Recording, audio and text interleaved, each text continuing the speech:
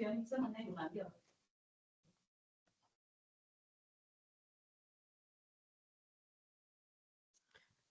morning, everyone. Welcome to today's webinar. The webinar will be on refunds, tax refunds, basically covering all the tax heads. We're kindly requesting to give 5 minutes to more people to attend. After 5 minutes, we shall begin. Our presenters for today will be Stanley Mwendwa and Sharon Boke. And just for clarity purpose, this training will be recorded. Karibu.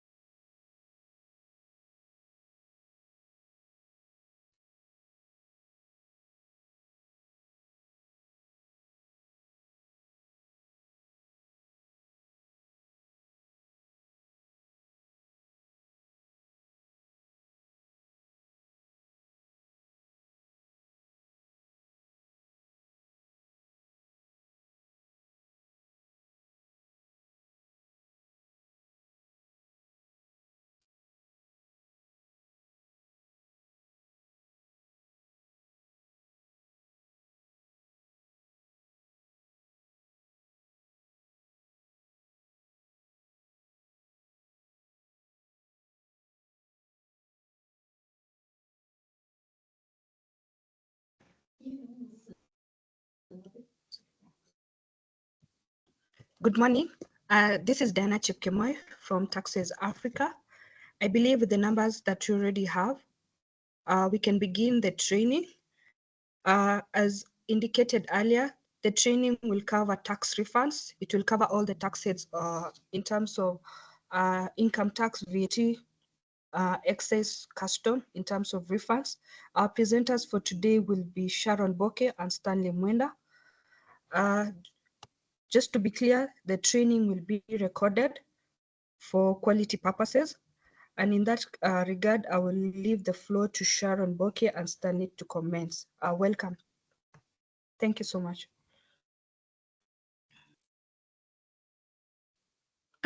Good morning, everyone. My name is Sharon Boke, a tax consultant at Taxways. And today we are glad to have you today join us for this webinar in order for us able to take you through the ins and outs, the processes in which the refund is supposed to be lodged, and all the headaches that comes with it. So I'll let my colleague Stanley take us through the first session.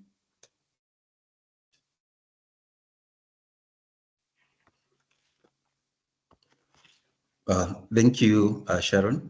Good morning, everyone. My name is Mwenda Stanley. I'm a tax consultant here at Taxwise. Again, welcome. We're glad to have you. We hope the time you spend with us will be profitable, both to you and your businesses.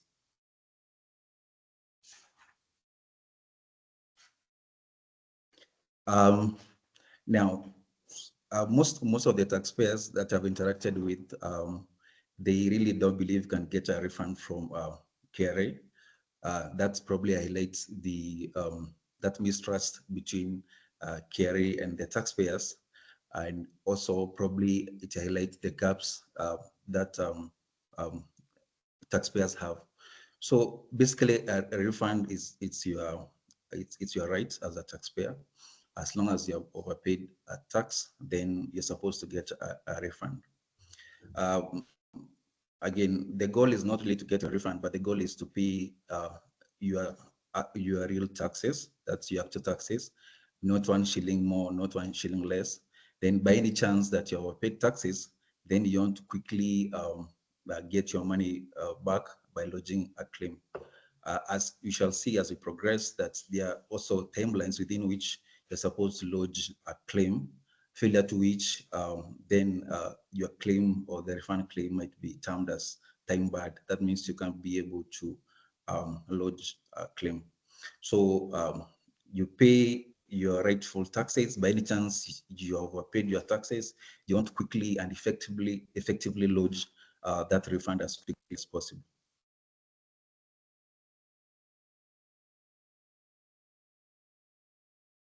So basically, this is the outline. We shall go through each and every items listed here.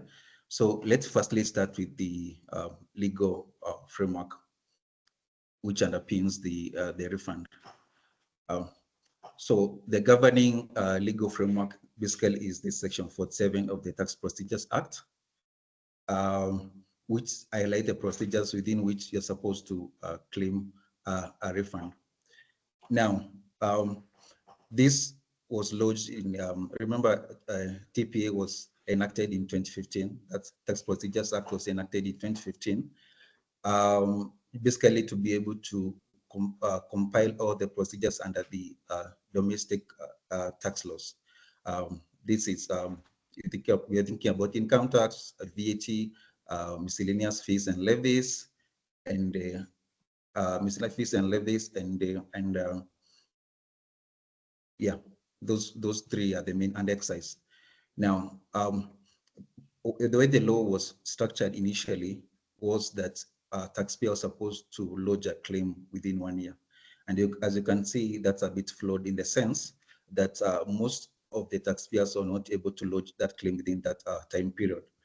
So Finance Act 2016, sorry, came into place, be able to correct that and to ensure that which basically amended that section and changed that to 5 years. So if you're overpaid income tax, you have a window basically of five years within which you can be able to claim a refund for overpaid taxes. Then also it changed the time period within which the commissioner or the KRA is supposed to respond to an application.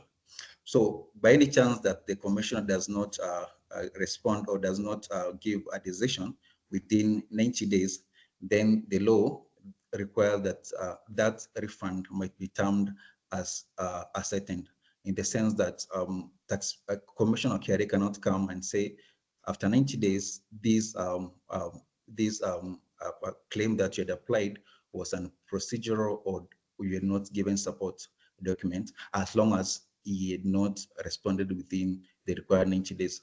So I think that 2016 was really important, basically to put the house in order to ensure that taxpayers have 5 years within which they can be able to lodge a claim, and then the commission has 90 days to which it's supposed to give a decision on a refund claim. And then additionally, the same Finance Act introduced Section 45(7), which was really important in the sense now, after the claim has been ascertained, then KRA has two years within which to refund a claim, failure to which then the money will attract an interest rate of 1% per month. So that was basically Finance Act 2016 amendments. Now, the most consequential amendments were done in Finance Act 2022, which basically repealed everything up to that point. So all the section was repealed and introduced a new section under Section 47 of the Tax Procedures Act.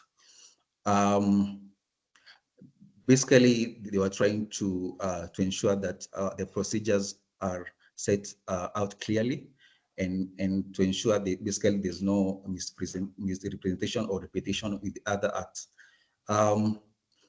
So section 47 was introduced key procedures, and also in the light of the recent Court of Appeal judgments, which basically annul some of the Finance Act 2023 provisions. These amendments are really important. So as it is currently, these are the guidelines for tax refund. So you want to know how do you lodge a refund, what are the timelines, then you act that should go to his TP Act Section 47. Now, basically, when you have an overpayment, you have two options. Either A, you apply for offset, that's your outstanding taxes and future liabilities. Secondly, if you have no outstanding taxes, you can ask for a refund. So you either apply for offset if you have an overpayment, or you apply for a refund. Now, for income tax, you're supposed to apply within 5 years from the date that tax was overpaid. That basically means from the time that you file your annual return. So, for example, if your year ends in December, then you file your return by June, then it starts counting from then. So you're supposed to lodge a claim within 5 years. Failure to which it will be time barred, in the sense now you can't be able to make that claim. You can't be able to apply for that refund. So if you're on a payment here, you either apply for offset or you apply for refund. Now, once you make that that application, then the commissioner has 90 days to respond. If it does not respond within 90 days, then the claim is ascertained. In the sense now, it can't be able to come after 90 days and say, you had made this application, but it was erroneous, so you didn't give sufficient documentation to support it. As long as it does not give sufficient document within 90 days, or it does not respond, within 90 days, then the claim will be termed as ascertained. Now, once the claim has been ascertained, then for offset, basically the commissioner will offset against either outstanding taxes or future liabilities as per your application. Secondly, now for refund, which basically means that you had overpaid, you have no outstanding liabilities, or you want your money back, so it's a refund. Now, as per Finance Act 2022, it had given timelines, this timeline within which the commission is supposed to pay you to be 2 years. Now, in the Finance Act 2023, basically it amended that to say that within 6 months after the claim has been ascertained, if the commission has not paid you, then it can offset that refund claim, either A, with the outstanding liabilities, or future liabilities. So after 6 months, after the claim has been ascertained and the commission has not paid your money, you can either offset that against the any outstanding liabilities, or two, against future liabilities. Now, you find sometimes within that 90 days, the commissioner may request for some documentation just to ensure that the amount you have applied for is correct, just to audit the process. Now, if the commissioner starts the auditing process, then it's supposed to complete that process within 120 days. Failure to which the claim will be deemed as ascertained. Now, so he's supposed to respond within 90 days. But within that 90 days, if he asks for, or if he starts the process of audit, then he has 90 days basically to be able to give, to ascertain that tax either to reject or to ascertain it. Now, in the event that within those 90 days, within 120 days, the commissioner has not given a decision, then it will be termed as been ascertained. And remember, if it has been ascertained, then you go back to section 2, which says that it's offset if that's what you applied for, or secondly is that if you applied for a refund, it's supposed to pay you within 6 months, failure to which the commissioner has right to offset that against either outstanding or future liabilities.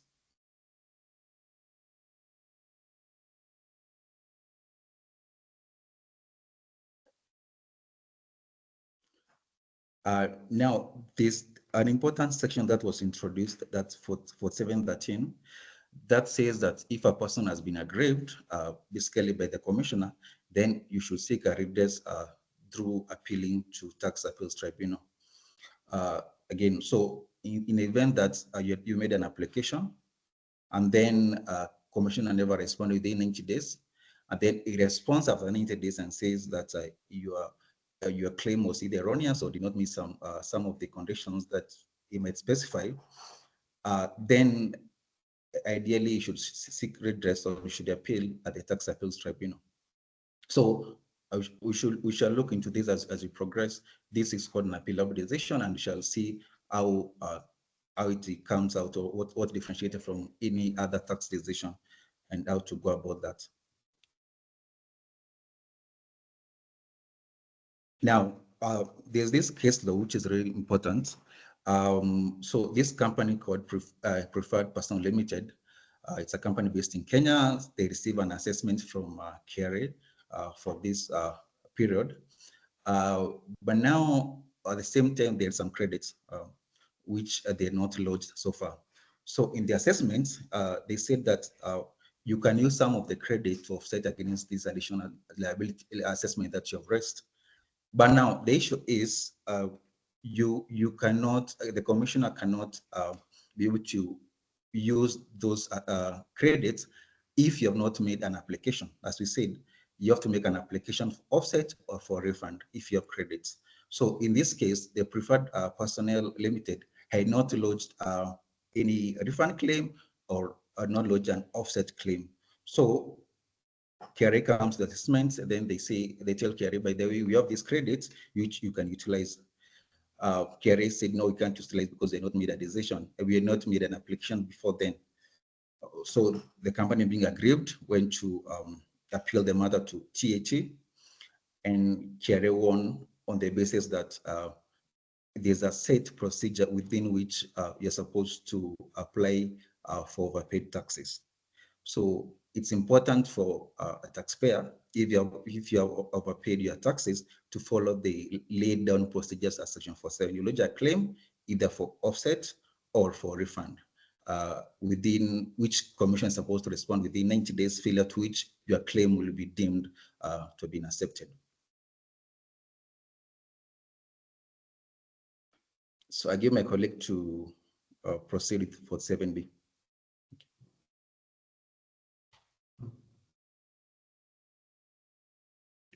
Okay.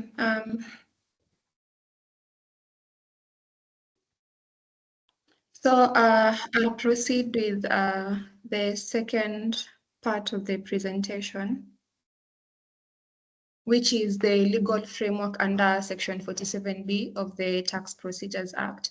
So in summary, what the Section 47 guides the taxpayer on is in terms of the refunds of taxes that have been paid on exempt or zero-rated supplies.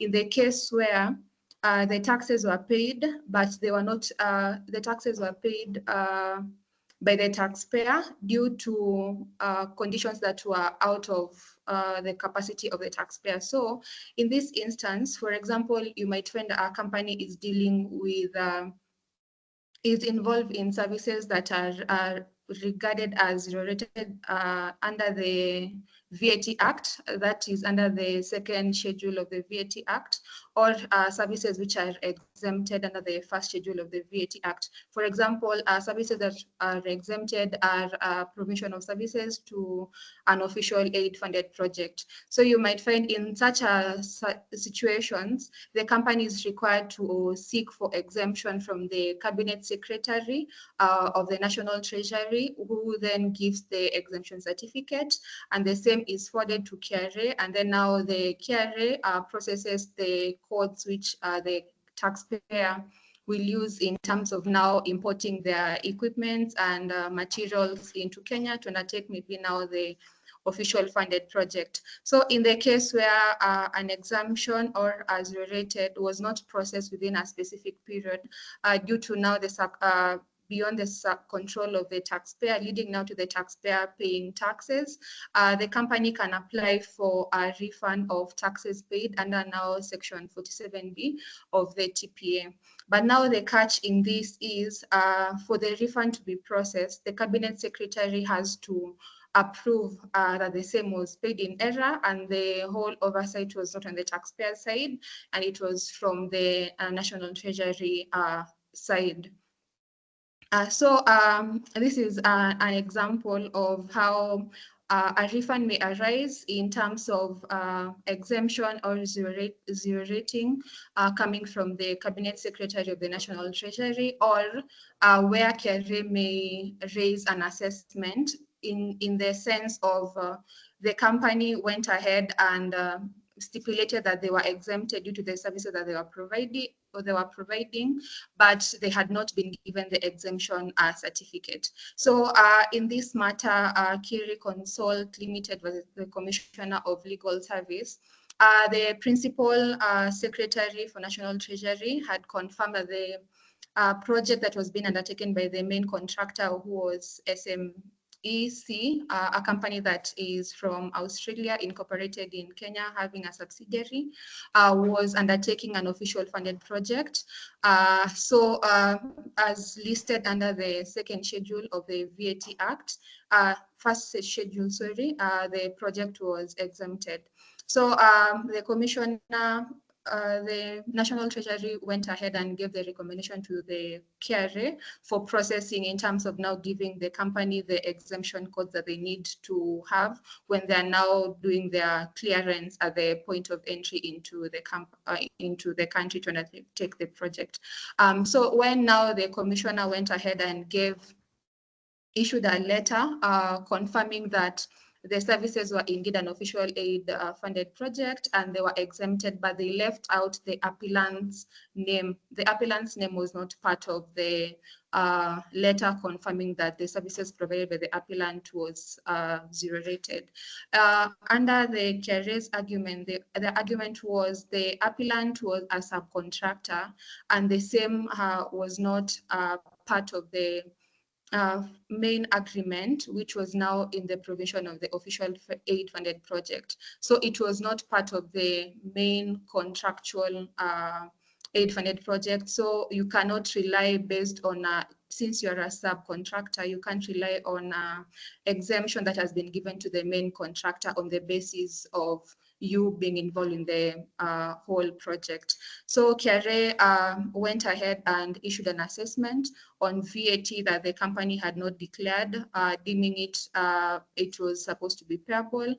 Dissatisfied with the decision by the KRA, the company went ahead and did an appeal at the tribunal in terms of now saying they had been granted the exemption. But now the tribunal looking at the cases, and in terms of now the contractual agreement that are currently in force, the appellant was not part of the main project, which is now the official funded project, and thus could not use an exemption that has been provided to by another party in order to now seek, saying that the supplies made by the company were exempted. So the whole appeal was dismissed, and the VAT assessment was confirmed. So this is to say, in terms of now going back to the first point, for you to be able to know that you are exempted or you are exempted, one has to apply for an exemption certificate from the National Treasury and listing each and every item that the Treasury will require for the same to be able to give you an exemption certificate. In the case where an exemption certificate is to be provided now, as I've mentioned in the official aid funded project, the exemption certificate is supposed to list each and every details in terms of now when you're doing your importation, there's a list called a master list or a supplementary master list, which highlights all the descriptions of the goods imported, the quantity, the quality, and the price. So all the items that have been listed in the master list and attached in the exemption is what will be exempted. So taxpayers need to ensure that they follow the right procedure. And now if you are in such a position, you can come back to the cabinet secretary and tell them we got the exemption late due to conditions out of our control and ended up paying the taxes for now in terms of now clearance again at the port, so as to avoid demurrage being incurred on your shipment and everything that is involved under custom clearance. So that is the framework under Section 47B. The next legal framework is under Section 48 of the Tax Procedures Act.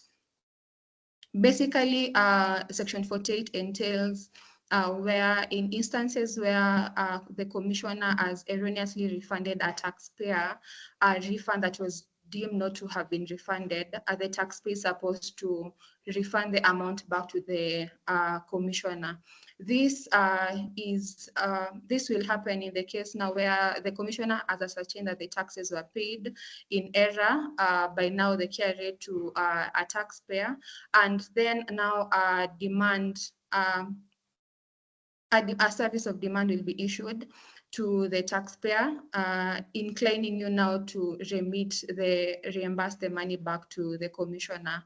Failure to which, in the case where now the taxpayer has failed to reimburse the money back to the commissioner, and interest equal to 1% of the amount that were paid will be subjected on the unremitted amount, but it shall not exceed 100% of the tax originally due. So for example, if you had been paid like 200,000 by the taxpayer, an interest of 1% will be deemed on that amount that has remained due and not paid back to the taxpayer.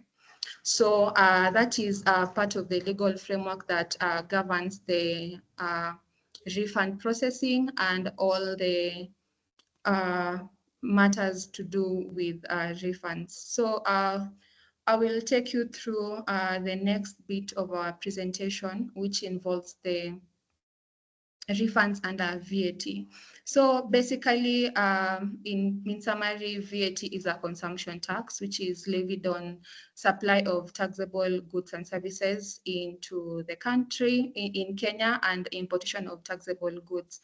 So under the VAT Act, the companies, individuals or companies who seek to make taxable supply of 5 million per month, or 5 million per annum in any period between 12 months are supposed to register for VAT.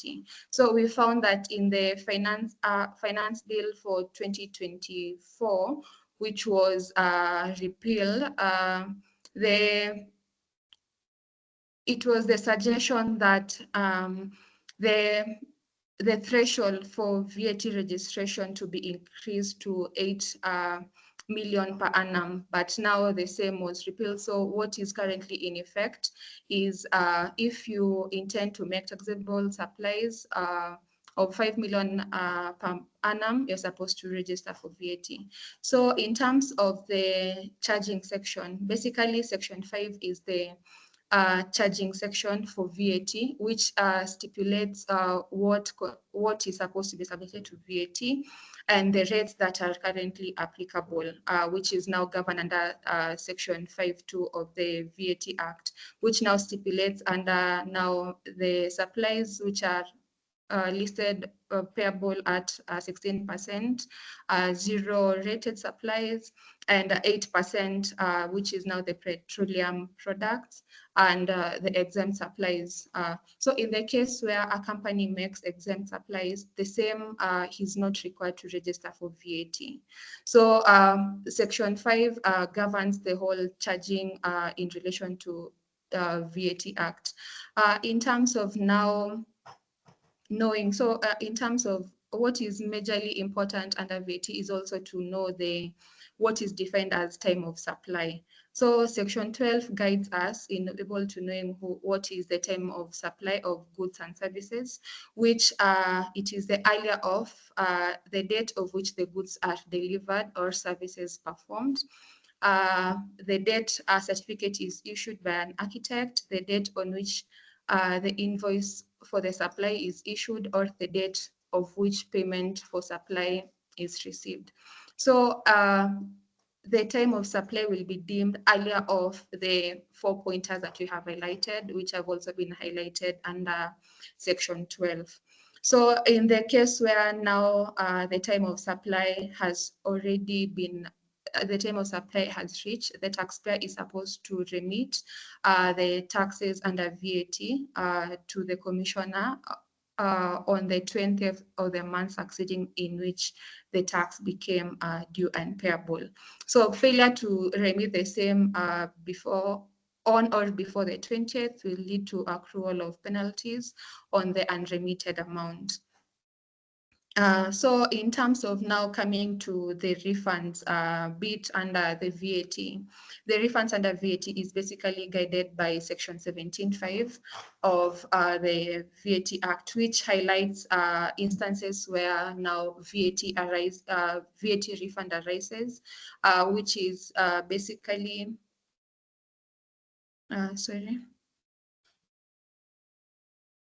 which is basically, so VAT basically, refund under VAT basically arises in instance where there is excess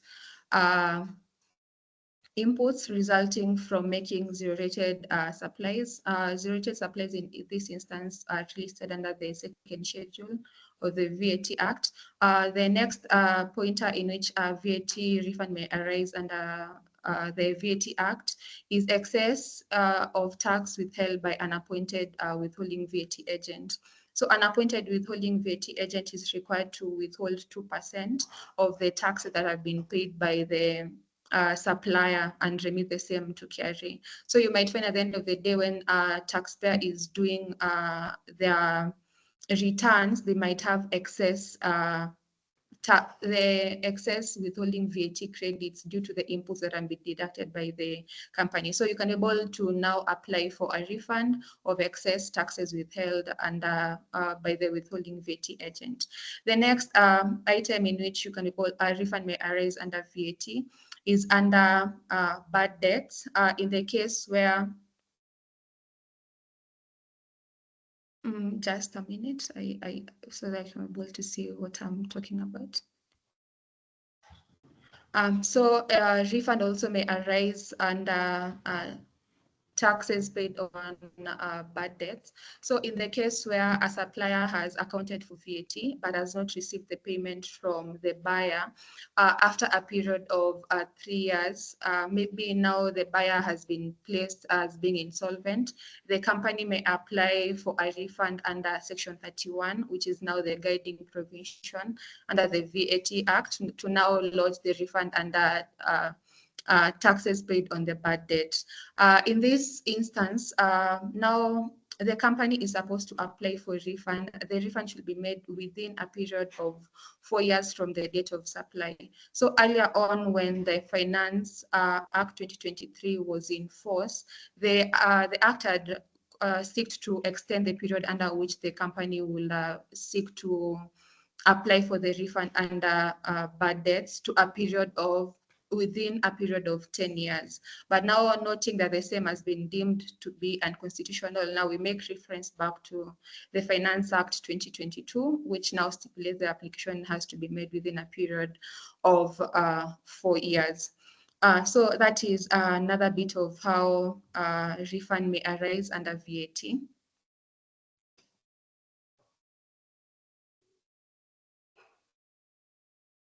So basically, the guiding principle in terms of refunds under VAT is the section 17(5) of the VAT Act and section 31 of the VAT Act. Additionally, a refund may also arise under VAT in the case of tax paid in error. So you might find now, as I already mentioned, in terms of now a company paying VAT on exempt supplies, maybe taxable supplies for an official aid funded project. The same, the company will be able to now seek a refund under tax paid in error. In terms of the definition of a tax paid in error, it is defined in the Tax Procedures Act, which means the tax paid in error is a refund which taxes which the commissioner deemed not to have been paid. So in the case where now you may have paid taxes, but they were not deemed to have been paid in the first place, you can be able to apply for a refund under now tax paid in error. So in terms of now the timelines for lodging the refund, the timelines for lodging the refund now under the tax paid in error, it has to be lodged within 6 months from the date of payment. And going back now to the taxes paid on a refund under bad debts, the same we have stated that you have to lodge the same within a period of 4 years. In terms of going back again in under excess input taxes resulting from zero-rated supplies.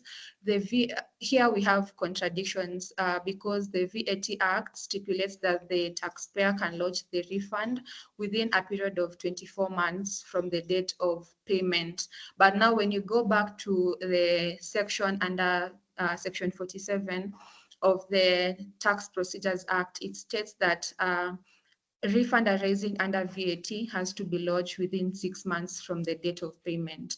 So you might note in terms of now the Finance Bill 2024, when it came into force, it was trying to delete the section now under section 17, which stipulates that refund has to be made under within a period of 24 months from the date of payment to be able to now align the provisions under the law. So now the finance bill wanted to delete the section, and then now reliance will have been made with regards to now lodging of the refund within the 6 months period. So it's important for taxpayers to be able to note the timelines for lodging the refund, to be able to not have issues to do with time-barred refund applications, because once you lodge the refund, you can't be able to lodge a refund if it is outside the time frame. It will be deemed to have been time-barred. So it's important to take note of the timelines to do that. So basically, in terms of the VAT, we'll take you through the VAT refund headaches.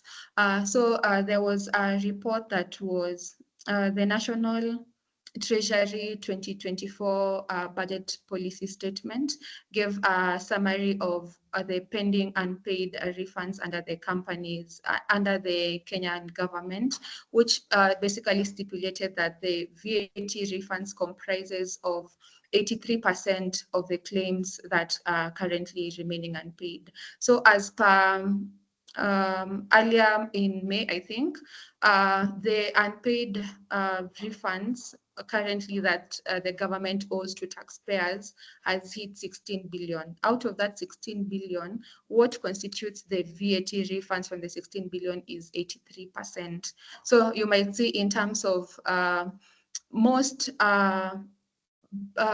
in terms of now the refunds, VAT refunds occur more compared to the income tax refunds.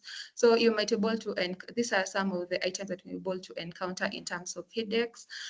For one to be able to lodge, in terms of now lodging the whole refund application, the same has to be done on iTax and following all the requirements that the KRA has put for a refund to be deemed to be duly lodged. It has been lodged on iTax. And once the refund has been lodged, KRA seeks to undertake refund audits, which basically can take a long period of time for the audits to be completed. And also there are a lot of documents that are required in terms of now seeking to know if the refunds applied are actually payable. So in the case of VAT refunds, you might be requested for the purchases and sales ledger. Now purchases and sales ledger, and also in terms of the bank statement proving that the same had been paid, and also if there are any reconciliation items that need to be made by the company, the KRA might also request you to provide the same. And also in terms of now the schedules, KRA also requests for those, and also in terms of now the VAT returns, both now to able to know how the company went ahead and claimed its VAT and now ascertaining if it's payable. And then now it proceeds now in terms of now the timelines of refund processing. So the refund audit process as stipulated under the law, it's supposed to take 120 days for completion of the audit, and then now the commissioner now has 90 days to process the refund claim.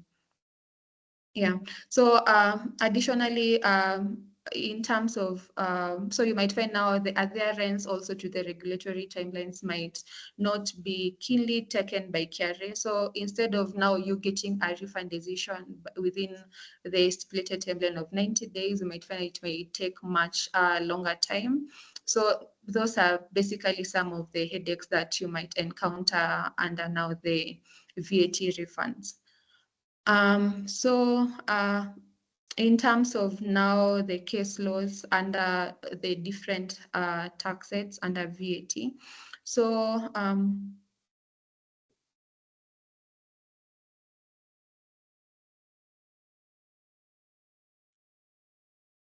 okay, so in this, in the case of Kenya Cuttings Limited versus the Commissioner of Domestic Taxes, the company had proceeded to lodge a refund application due to excess imports that had resulted due to supply of zero-rated services, but the KRA rejected the refund on the basis that the services that were provided by the company were not zero-rated but had been were subject to 16% VAT and were the services were provided in Kenya. But now in terms of the appellant's arguments were they were providing exported services which are listed under zero-rated items under the second schedule of the VAT Act.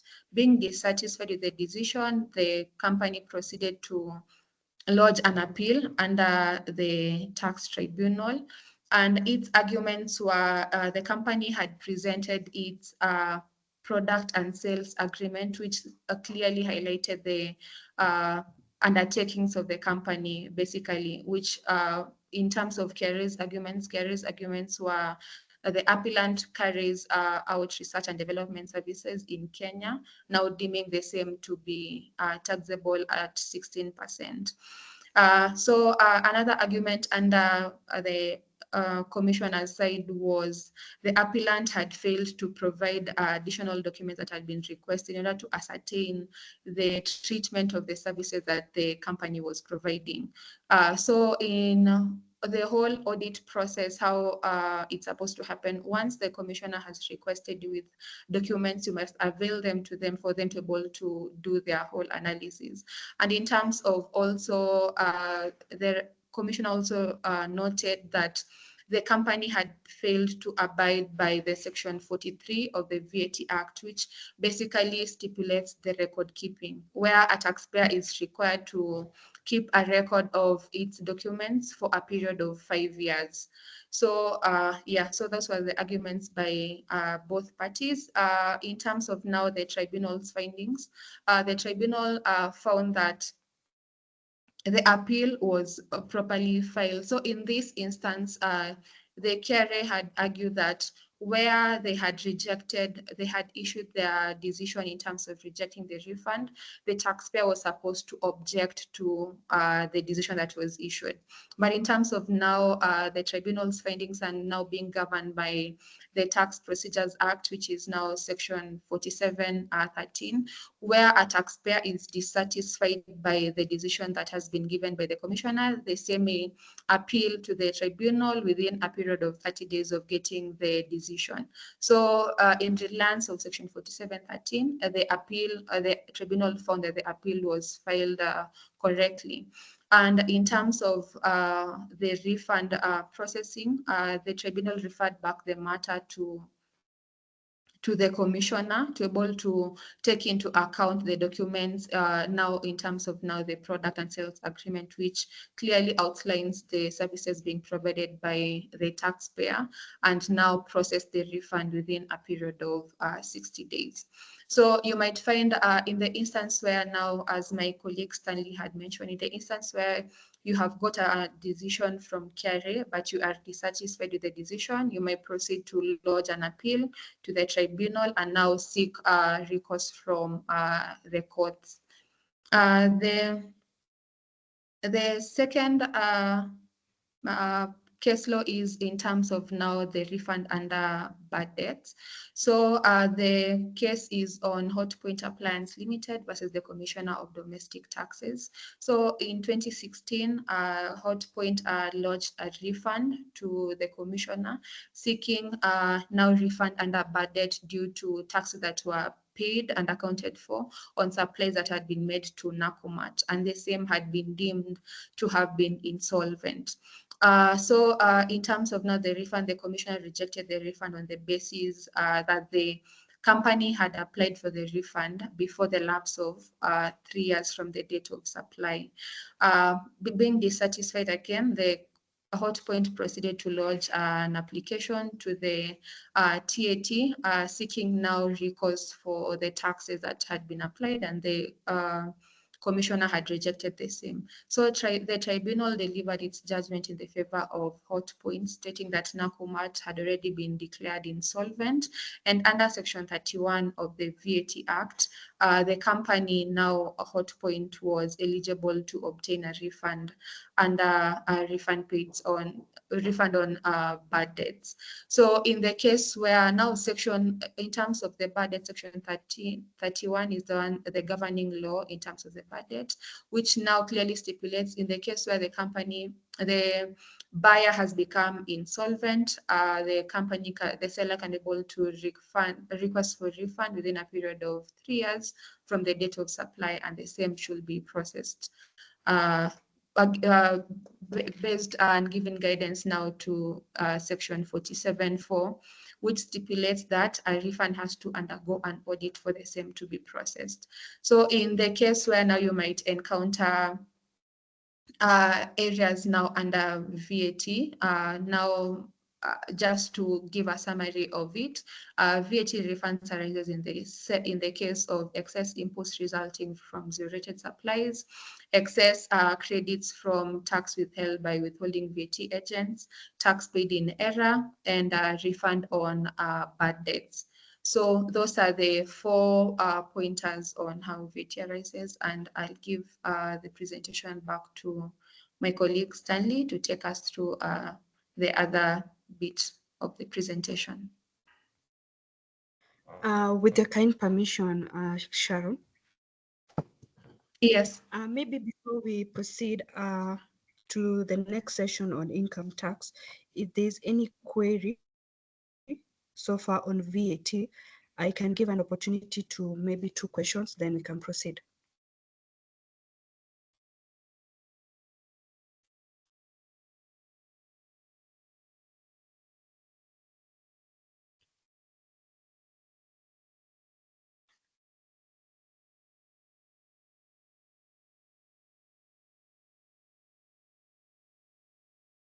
So there's a question from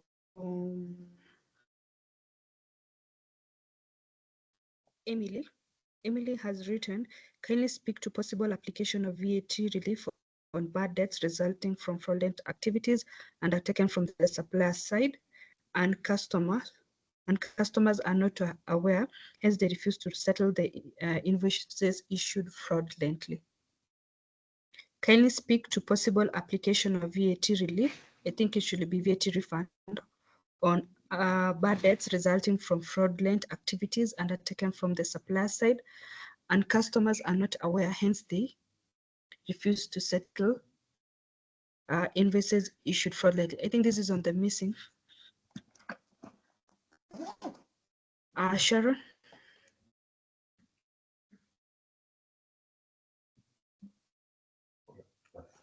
Okay, so in terms of the question that has been pointed out, so the whole in the case of now bad debt again, it the whole governed by now the section 47 of the Tax Procedures Act, which is section 47.4, which relates to the whole audit that is being supposed to be undertaken by KRA.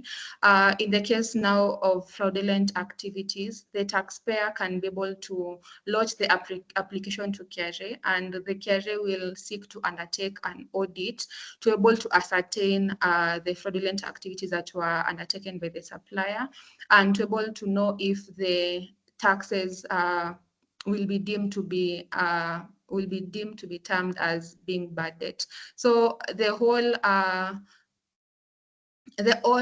refund processing will be dependent on the commissioner's audit that will be undertaken, and now all the supporting documents that the customer will have to provide to the commissioner to be able now to ascertain the same. Also, if I may add a comment on that, if you notice for refunds, after you have applied for refund, usually there's what you call an audit that follows. In such cases, most of the time, what will save you is documentation. So if you have proper documentation to aver your assertions, then documentation will save you. For all the refunds application that we have done, documentation is the key thing that you usually rely on. So once you have proper documentation, once you are able to prove that actually whatever you are asserting is supported by documents that are in place, then on the KRA side, they will be inclined to look at those documents.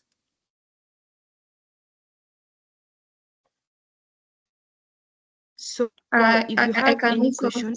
I can also see a question from Hussein, where a company has ceased trading and is being audited up, can it claim back credit balances on its VAT account?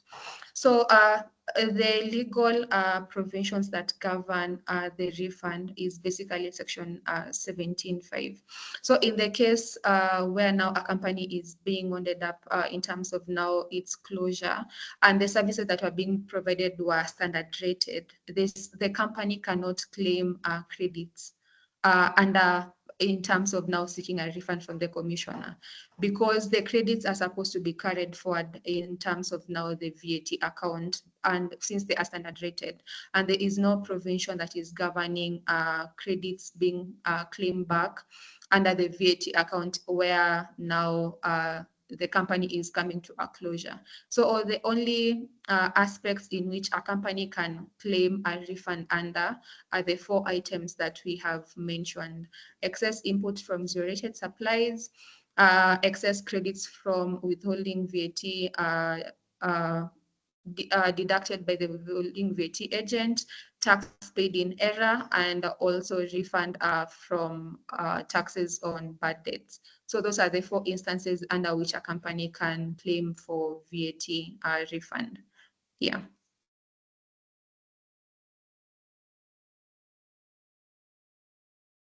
So with the 2 questions, we can proceed. If you have any further questions, you can raise your hand as you continue, or you can use the chat to raise any questions. They will be addressed by the team. in the webinar. We can proceed. Thank you.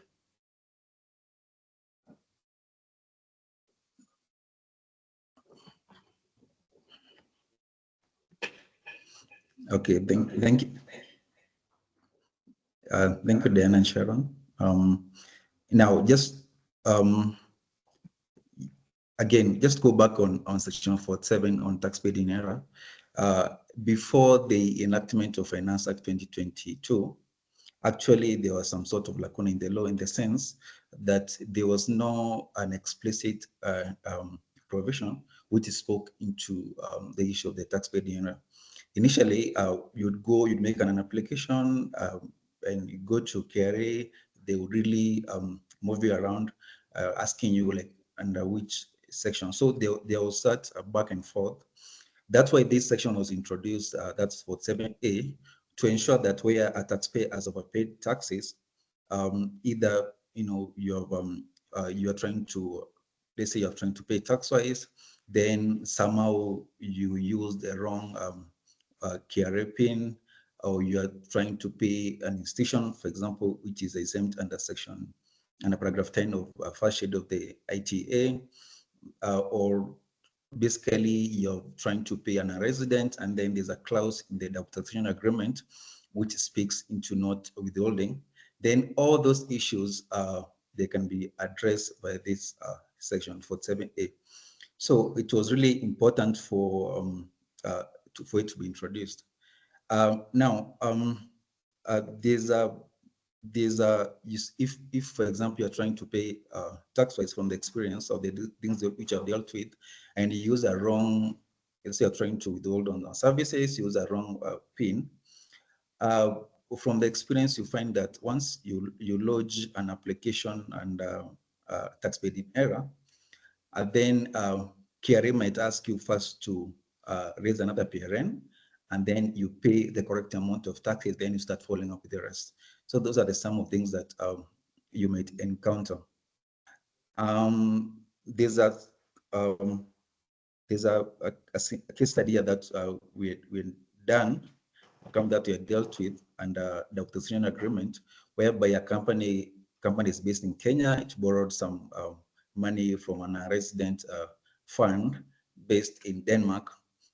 Basically, it borrowed a loan. Then the Kenyan company was to pay any tax that would be charged in Kenya. So giving a loan with just an interest, so any withholding on interest, then the company basically was to gross up and pay that at the rate, mostly 15% if there's no DTA. Now, in this case, there are some interesting clause in the DTA between Kenya and Denmark, whereby section Article 12 of the Kenya-Denmark DTA state that if you are a Kenyan-based company, or you're a company that's mostly in developing countries, to borrow money from an institution from government in Denmark, then the Kenya-Denmark DTA waives the interest. Now, the Kenyan company erroneously it started to gross up. That means it was paying the 15% withholding tax to KRA. Now, within that period, they realized that there's that clause between Kenya and Denmark, which means that the withholding paid was erroneous. So it lodged the refund from tax paid in error, and well, it has taken some time, but we have finally been able to process it. So these are some of the things that you might encounter, especially for transactions prior to this section 47A that was introduced. Just to summarize everything here, so you have to make an application.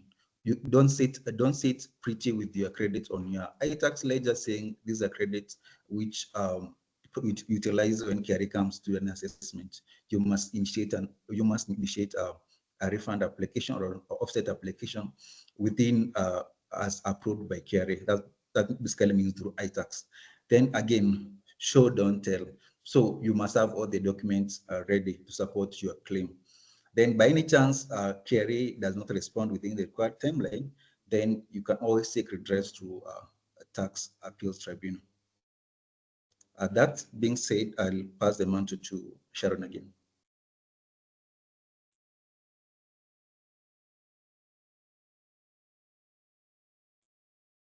So I'll take you through refunds under customs.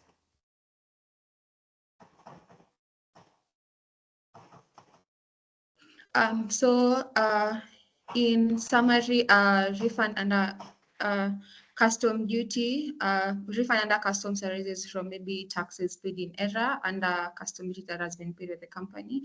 So custom duty is basically tax that is imposed on goods that have been brought into Kenya. In terms of now the legal provisions guiding the duties being assessed on goods imported into Kenya, it is in relation to the East Africa Community Custom Management Act, which is ECMA, VAT Act, Excise Act, and other miscellaneous levies.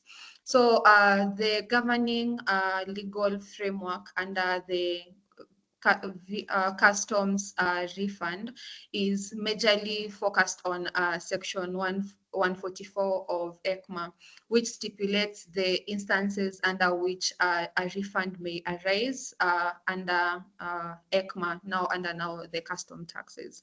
So there are 3 instances under which a refund may arise under custom taxes. In the case where goods have been damaged or destroyed while subject to custom control. So, for example, once in the point at which goods are imported into the country, you might find that they are stored under maybe a bonded warehouse or under custom control in terms of now them undergoing inspection and now doing the whole classification to be able to know the value or the duty that is applicable. Now, in terms of the classification is guided by the CET, which now highlights all the in terms of now the breakdown of each and every item that has been imported under what category, section, chapter, subheading, heading that the equipments fall into place, and now the classification happens, and then now you're being guided on the tax that you're supposed to pay. So in the instance where goods are destroyed, where they are subject to custom control, a taxpayer may request for a refund now under ECMA. Now that is now the section 144 under ECMA. Another instance at which a taxpayer can request for refund under custom is on any import or export duty which has been paid in error. So in the same scenario that we had mentioned in terms of now tax paid in error under VAT, in the case where now you are importing goods into the country and you didn't have your exemption certificate that maybe you had been issued by the Cabinet Secretary for the National Treasury. So you didn't have the exemption codes that you need to be able to do your declaration under your declaration forms when you're doing your importation. So you end up paying, assessing all the duties that are payable on the goods that are imported, and then now you pay the corresponding tax on it. Going back again, this comes from a point of you paying the taxes from not being issued an exemption certificate. So in that instance, that will be termed as a tax paid in error because you are not, ideally you're not supposed to pay that tax from the beginning. So one can be also to lodge a refund under import or export duty that has been paid under tax paid in error. The next section under which a company can lodge a refund under ECMA is where an order remitting of such duty has been made under ECMA. So in the instance where ECMA has stipulated that this tax was not supposed to be paid in the beginning, one can also to refer to section 144 of ECMA and lodge a refund under that.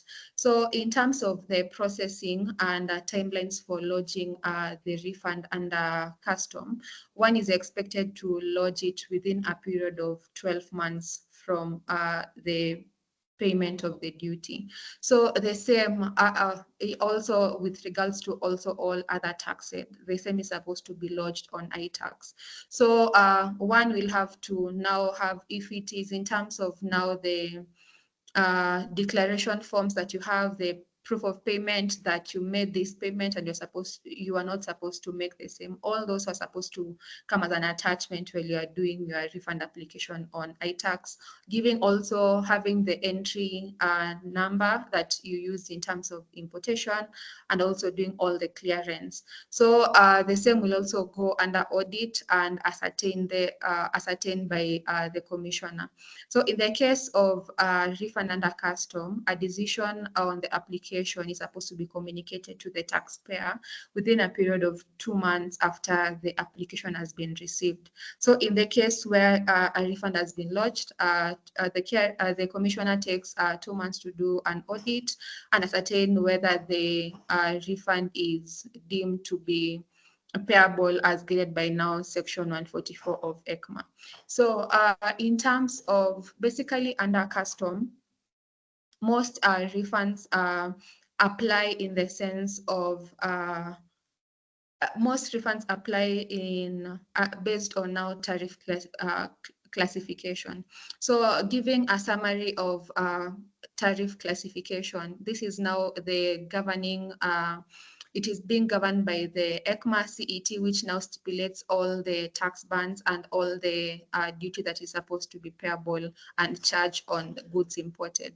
So you might find where a company is importing items into the country, the KRA has to seek to undertake to counter-check all the equipments or the items that are being brought in and able to classify each and every item under the correct classification as guided by the East African Customs CET, now deeming now the taxes payable.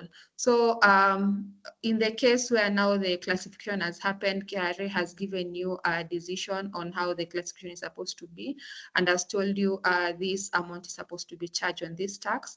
The taxpayer is supposed to either object to the commissioner's decision, or you can proceed to pay the taxes, but you pay the taxes in protest. So in terms of paying the taxes, the taxpayer will make reliance to section 229(6) of ECMA, clearly stipulating and writing to KRA. You gave us this decision, but it is our understanding what we are importing is not supposed to be classified under the classification that you have given us in your decision. But due to the timelines that are currently involved in terms of the clearance, and also noting that in the case of now importation, demurrage might occur, might be charged. So demurrage basically is a fee that is attached to cargo beyond the time allowed for loading, unloading, or sailing. So in the case where an importer has imported items using maybe a ship and you have those containers doing your importation, and you fail to return the containers within the time allowed, demurrage fee will be attached to now the failure to return the same. So in order to prevent that from happening, because if you go and start opposing or objecting to the KRA's decision, you will have to go through the whole objection review process in order now to seek the correct clarification, which might take a while to do that because now it's two parties going back and forth. So most taxpayers end up paying taxes, but paying taxes under protest.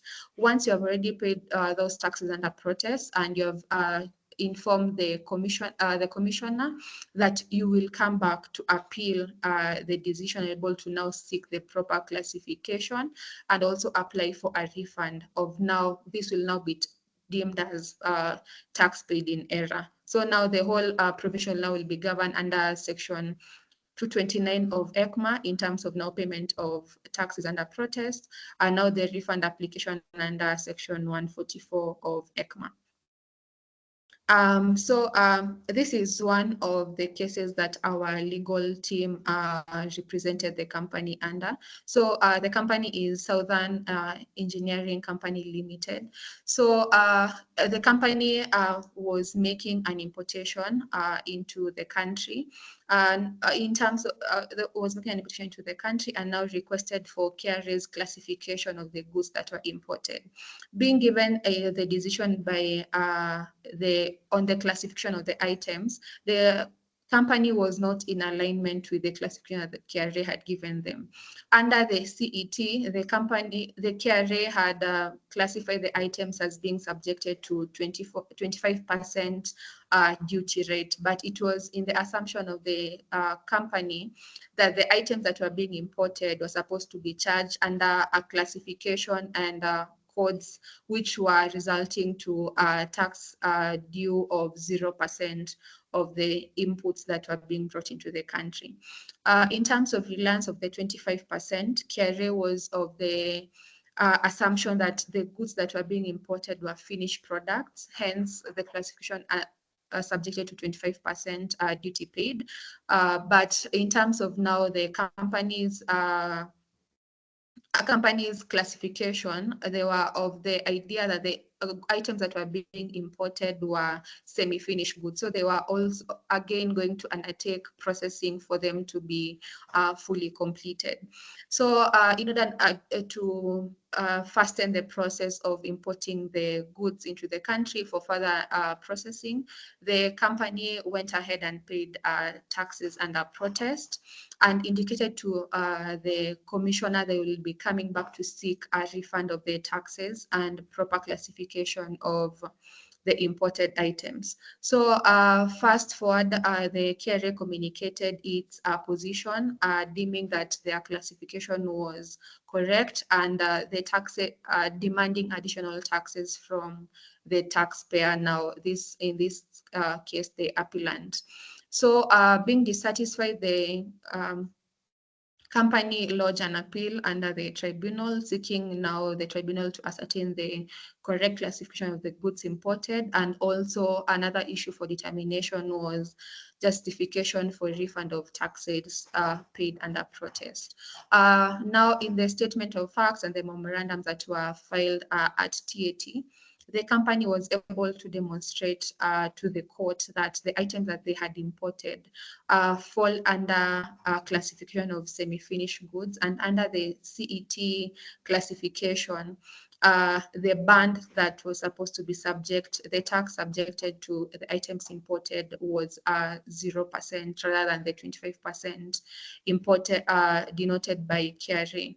So the tribunal ruled in favor of the taxpayer, noting that the items were semi-finished products and the classification that had been proposed by the taxpayer was the correct classification, and now repealing the whole appeal that had been given by appeal and arguments made by the commissioner. In terms of the justification for the refund, since the items were, in terms of the classification, the items were supposed to be subject to a 0%, noting that the company had previously paid the taxes under protest, deeming now, coming now to the correct classification, 0% was the tax supposed to be charged on the same. So that means that the tax that had been paid under protest was tax paid in error. So meaning that the company was eligible for reimbursement of the taxes that had been previously paid by the company. So the tribunal ruled in favor of the taxpayer, justifying that the refund was payable, and instructed the commissioner to process the refund that had been previously applied by the company, guided again by section 144 of ECMA. So in the instances, you might find there are two contradicting classification. A taxpayer might have their own classification denoting this is what we seek and this is what, in our view, the items are supposed to be classified, and the commissioner has another way of classifying it. So in most instances, to fasten again the process, the taxpayer ends up paying, and then now guided by again section 144 of ECMA, you can come back and lodge a refund application. So that is in summary how taxes and refunds under custom may arise, and how a taxpayer can navigate applying the same. Yeah, so I'll give back to my colleague Stanley for the next part of the presentation. I don't know if there's anyone who has a question up to there, or we can proceed.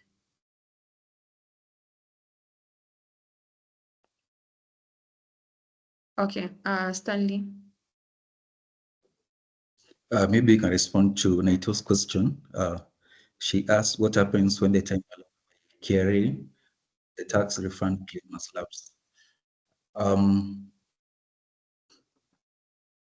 so as we said earlier, income tax is 5 years.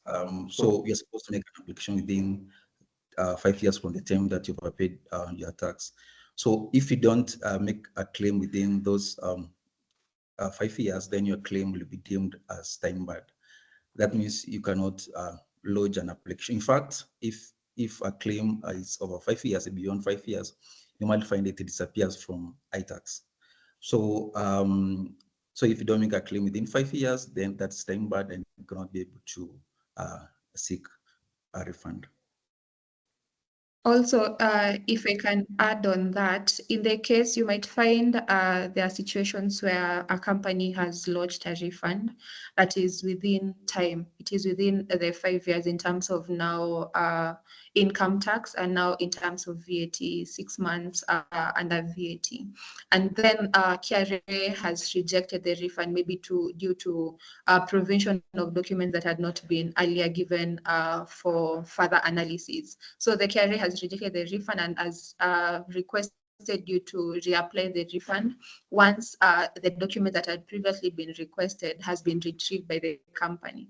So in the instance where an application has originally been made within the 5-year period, the company can still come to apply for the refund even after a 5-year period has already lapsed, so long as your first application that you made on iTax was within the 5-year period. So for example, if you did an application maybe for a refund under 2018, you did it within a period of within the timeline of 5 years, but the same was rejected, you can still reapply for that refund right now in the year 2024, in as much as it is not within timeline for the 5 years, but the initial application was lodged within 5 years. So it's important when you're doing your initial application, you have to note that the refund has to be within the timeline that have been stipulated under the governing legal provisions.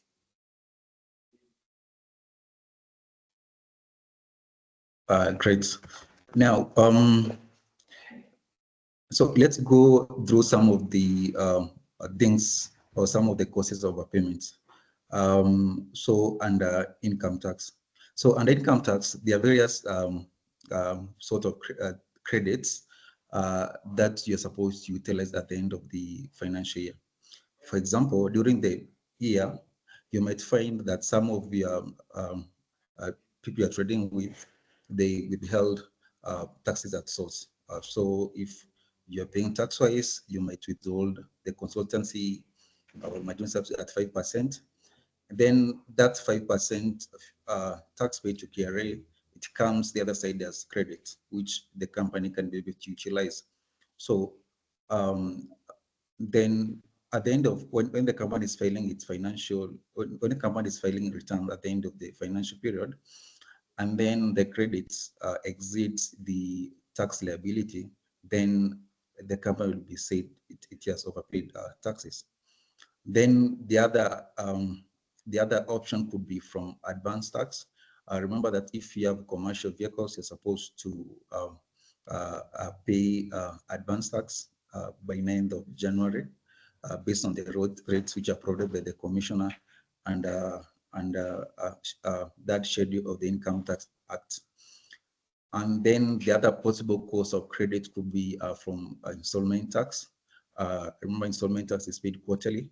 So if you basically you pay tax in is quote unquote tax paid in advance, because these are credits to your iTax ledger. And then for personal taxes or for employees, it could be that your employer did not give you all the reliefs or deductions, and you shall look into that. And then another possibility, it could be from credits under section 41, 42.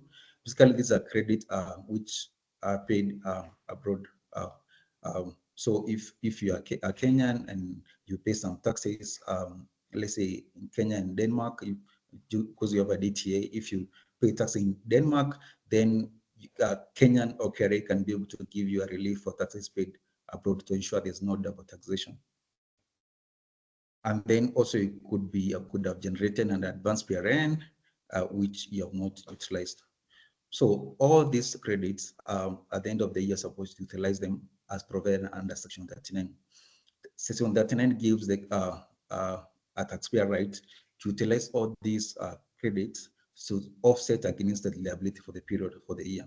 But you cannot utilize credits or offsets. You cannot offset credit from, let's say, for 2024 against for 2023, sorry, against liability of 2024 without making an application through Section 47 of the Tax Procedures Act. So you normally find, in assessment, whereby KRA is an assessment, a taxpayer has not made any application for offset, and then taxpayer says, but now we have all these credits on our tax, why can't you utilize them? No, this credit cannot be utilized unless you make an application. It's important for you to be able to make an application within the time required to ensure that you're able to utilize it, or the credit that you might have. Again, that position was made clear by one of the recent cases here, SBI International Holdings versus Commissioner, where TAT held that a plain reading of Section 39(1), which basically is with offset of the ITA, has led the tribunal to find and hold that an appellant, which was SBI, could only apply its 2015 withholding credit to its 2015 liabilities. Otherwise, if you have credit which exceeds liability of that period, it means you have an overpayment, which now takes you to Section 47 again of the Tax Procedures Act.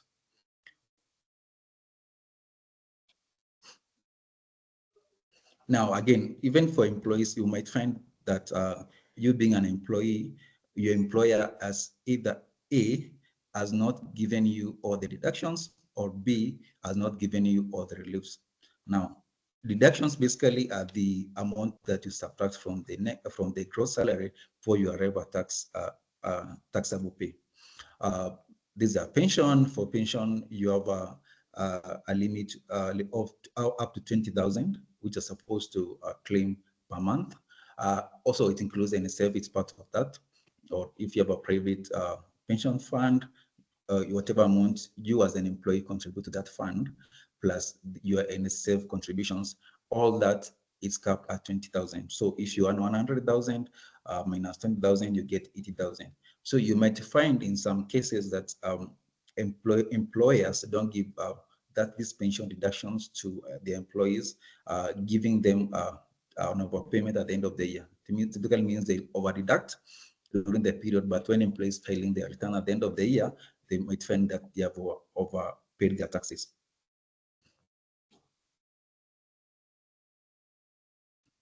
Another aspect could be a mortgage deduction, which your employer has not given you, and you are entitled to a mortgage claim of up to 300K per year.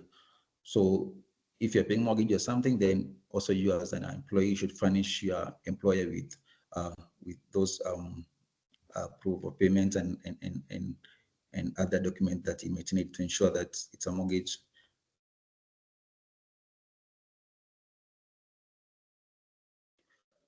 And then another aspect that could result to overpayment is the reliefs.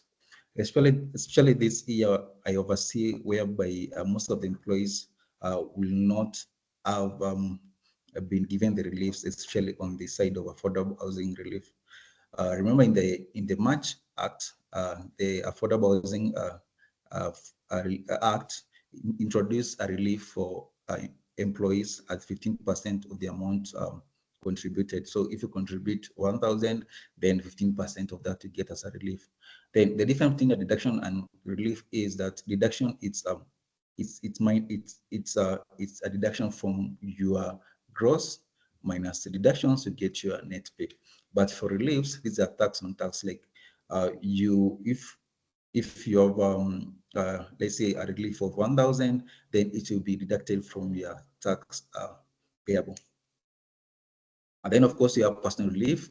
Every employee is entitled to, every resident actually is entitled to a personal relief of 2,400 per month, insurance relief 15% on all the premium contributed, and this the post-retirement medical relief, which had been introduced in the Finance Act 2023. So at the end of the financial year, which for individuals it ends at December, if by any chance that your employee has not given you the a reliefs, he has not given you pension, then you might find that you have overpaid your taxes. And the most natural thing you should do is immediately you lodge that an application to ensure that your money is refunded back by the commissioner. Now let's go to businesses, and you might find some business have losses, and it's important for business to ensure that first of all you separate source your income. For example, if it's tax-wise, we have business in, for example, we might have business income, we might have rental income, we might have interest income. Again, Section 15.7 of the 15.7 of ITA Income Tax Act provides that when you're filing your income tax at the end of the year, then you have to ensure that you separate source. That means that if your business, for example, has losses in this in business category, then those losses might not translate to rental income, they'll not translate to interest income. So you normally find that most of taxpayers, they lump all this together, which causing them to get in trouble with carrying. So if your business income, you have to ensure you list it in the category of business income. If you have a rental income, it has to be a rental income. If you have interest income, then you have to ensure that you separate source. Each source of income are as per the classifications that have been given by the commission. This ensures that the losses are ring-fenced in the sense the losses of businesses are not transferred to rental income. The losses of rental income are not transferred in the category of interest.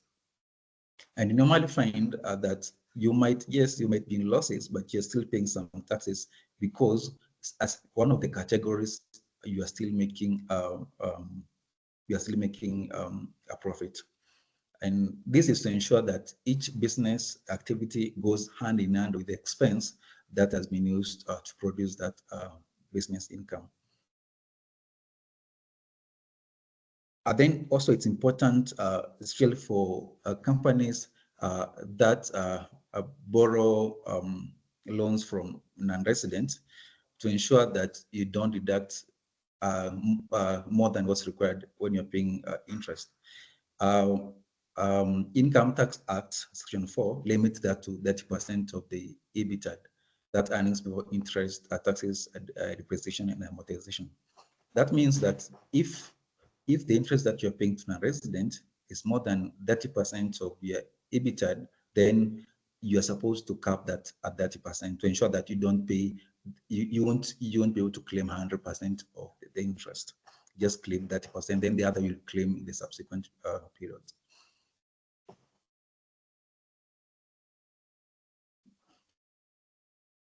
So in summary, it's important for you to be able to separate source your income base. It can either be business, can be the rental income, can be interest income, to ensure that the losses have been ring-fenced to the category. So business losses go hand in hand with business category. If you have a pension, if you have an insurance, let's say you have an education policy as education policy as an employee, it's important to furnish your employee with all those documents, be able to give you the deductions. Yeah. Okay, being no question in that category, I'll give it back to Sharon.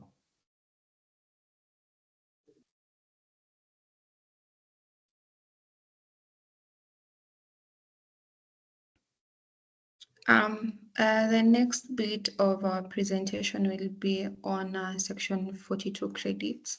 Section 42 credits is governed under the Income Tax Act, which provides that basically it relates to credits that arise from foreign tax payable in respect of income and under special agreements. So in the case where you have paid taxes, maybe in a foreign territory, you can be able to come back when doing your returns and able to claim these credits under now the Section 42 credits.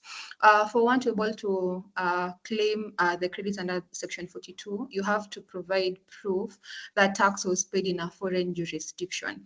So in this instance, you might find like now KRA will come in terms of now when they're doing the audit, now request for documentation and proof of payment that these taxes were indeed paid in a foreign territory.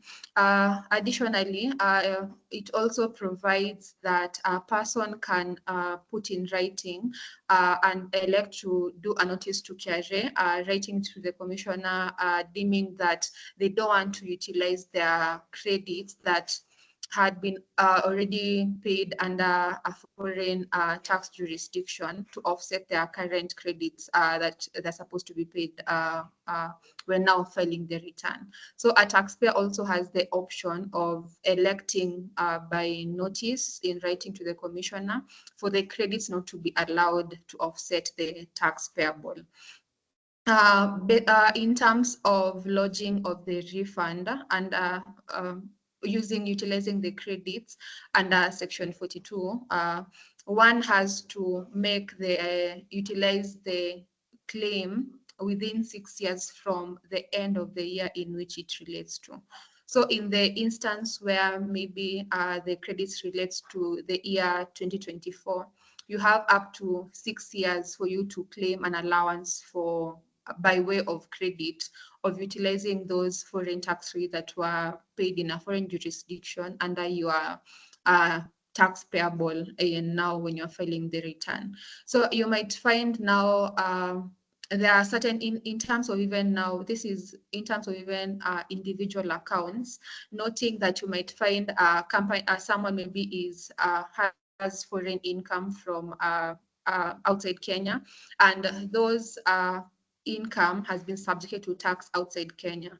So now when you are doing your return, now this is the individual return, and in the case where the company that you are in connection with has a DTA with Kenya, the same can be claimed under double taxation avoidance agreement credits. So when you're doing the returns, you have to go and declare if maybe, for example, you have normal employment income, and then now this other one relates to other income. You have to declare that you have other income, and then now you separate those in terms of now highlighting the other income that you have from now the foreign jurisdiction. And then you'll have to go to the template, which has the TAA credits. Now that is the double taxation avoidance agreement credits, where now you will claim the credits that were paid in the foreign jurisdiction, now in Kenya, now offsetting your tax payable in order now to be able to reduce your liability. So now the same aspect now applies now to companies now under Section 42. But you might find there are instances where a company may utilize the Section 42, utilize the overpayments and use the same in relation to Section 42 credits, but they have not qualified as taxes that have been paid in a foreign jurisdiction. So a company might have an overpayment, and now in the essence of now filing their returns, they want to reduce their overall tax payable. They use the overpayments and declare the same under Section 42 credits to reduce their tax payable. But the same approach is not the correct approach. What needs to happen now in the case of, for example, now the East African Seafood Limited versus the Commissioner of Domestic Taxes? the company had used its overpayments and declared the same under Section 42 credits, noting that it didn't have any foreign income that tax had been paid in a foreign jurisdiction. So their overpayments were put under Section 42, but they didn't constitute Section 42. So KRA went ahead and disallowed the whole tax credits under the income tax return and issued an assessment on the company to pay the corresponding taxes once the credits were disallowed. The company's arguments were there was no template on the income tax return allowing the company to claim its overpayments under that period of assessment. KRA's arguments were in order for the company to be able to utilize its overpayment, an application has to be made under Section 47, which will undergo the whole refund audit and processing process under KRA. And once the same has been approved, the company can be able to utilize the same to offset against its outstanding liabilities or future liabilities. So the tribunal agreed with KRA the right procedure that needs to be followed in this instance. The company has to lodge it under Section 47, and the commissioner will process the same once the same has been lodged. So the same scenario happened in the case of National Bank of Kenya versus the commissioner, where the company used Section 42 to claim its overpayment instead of lodging the refund under Section 47. So the whole dynamic of how Section 42 basically works, you have to prove that tax was paid in a foreign jurisdiction and you have those proof of payment that you are paid. In the case of an overpayment, you will have to follow the right channels, which is now Section 47, and the refund will go through the whole audit process. So that is a brief summary of what Section 42 credits entail. So I'll pass it back to Stanley. So maybe before it goes Let's back to look at Stanley. miscellaneous levies.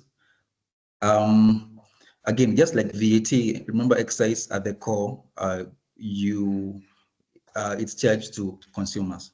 So all these redresses that for refunds are here basically to ensure that either the manufacturers, the people supplying accessible goods, and they are not the ones who suffer the excess in case of either A, and as you can see under Section 29 of the Excise Act, Excise Duty Act. Firstly, if you are a manufacturer or you are a person importing accessible goods, and then by any chance your goods are damaged before being consumed, and you had already paid excise duty, then you can apply for refund, either when goods have been damaged during the voyage, or when goods have been damaged under the custom control and you already paid the excise duty, or 3, when the goods are being returned. Again, if you are a manufacturer and you already paid excise duty, but end product that you're manufacturing that is not accessible, then you can be able to claim excise duty on that. Again, then, and again, just like VAT, whereby a person has paid excise duties, as applied, but they were never paid. Just like what you have bad debts in VAT, the same applies here to excise, in the sense that if you've already sold goods, but you never paid, then you can claim a refund within 3 years. So for excess, mostly is to shoulder manufacturers to ensure that at the end of the day, they are not the ones who suffer the burden instead of the consumers of the product.